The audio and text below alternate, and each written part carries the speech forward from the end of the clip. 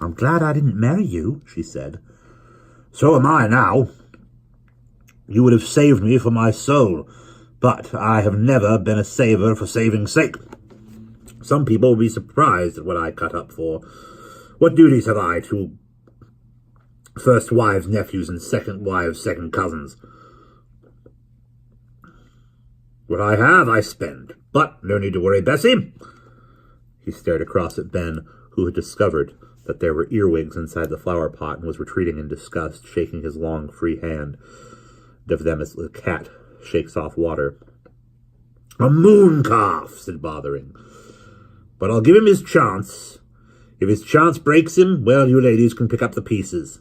It won't break him, said Bessie Pott obstinately, as she also turned to look at Ben.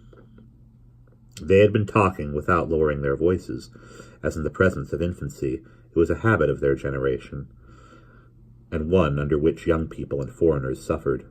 But Ben justified the loud voices, for he was watching the moon above the dark line of the wood, and saying to himself, I told Peddle an hour after moonset. Mr. Campion! Bothering summoned him. Ben's shoulders indicated that he heard, but he did not jump to attention. It was Bothering who, propelling Lady Pont, joined him at the gap in the flower beds. Lady Pont leaned forward, put her hand on the stone, and drew it away again.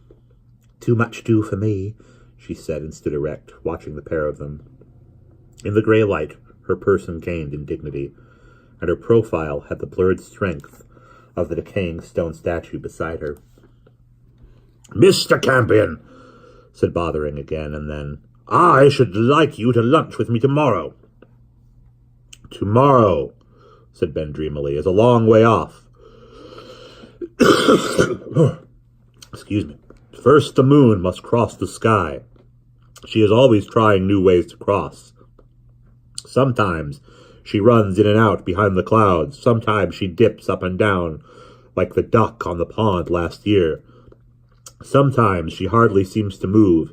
Then again she goes into the round sky like Mrs. Swaite going to the round table and sits there looking about her. I thought of that tonight. In the daytime, Mrs. Swaite has bright, ugly eyes, and she talks too fast. But tonight she was all white and sat quietly looking at us. Then I thought, if one is far enough away, you are like the moon. Mrs. Swaite has gone in now, concluded Ben, but not the moon. Then how can I think about tomorrow and sunlight? And he continued to watch Cynthia's passage. My dear boy, said Lady Pont sharply. Dear? Much pleased by the epithet. He looked at her with a radiant smile. It disconcerted her. All right, then, said Bothering impatiently. I should expect you at 1:30. Perhaps, if I am not wanted here, said Ben. But I am sure Angela will understand, began Lady Pont. It is nothing to do with her, said Ben. He flung back his strawy locks. He was beginning to be fretted by their insistence. I will say good night now, said Ben. 1:30 sharp, said Bothering. Perhaps I had better send you a car. At this generous offer, Ben's face lighted up. His eyes shone. He caught old Bus by the hand and shook it. Thank you, said Ben earnestly. That is a gift worth having. A chauffeur, you see, has come to me already, but we have not yet a car for him to drive. I will tell Illico that you are giving it. He, too, will say thank you. Thank you. Good night, said Ben warmly, and entirely forgetting Lady Pont, he stumped away. Mad, said Bothering, looking after him. I suppose so, said Lady Pont, disconsolate, but Bothering laughed suddenly in the darkness, as he and she with one accord turned and followed in Ben's footsteps. It is the way to get on, said Bothering. You're going to let him have it?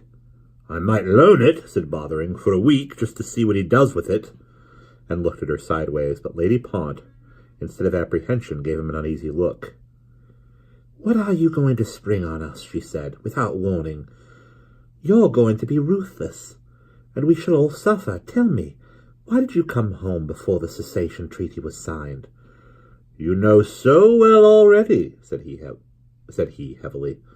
But tell me, she said. Their lifelong friendship was behind her question. I was defeated, said Bothering. They walked a few yards in silence. Defeated? She said at last. Then tonight was Facade defeated? So they think, said Bothering. And that is the end of chapter 17.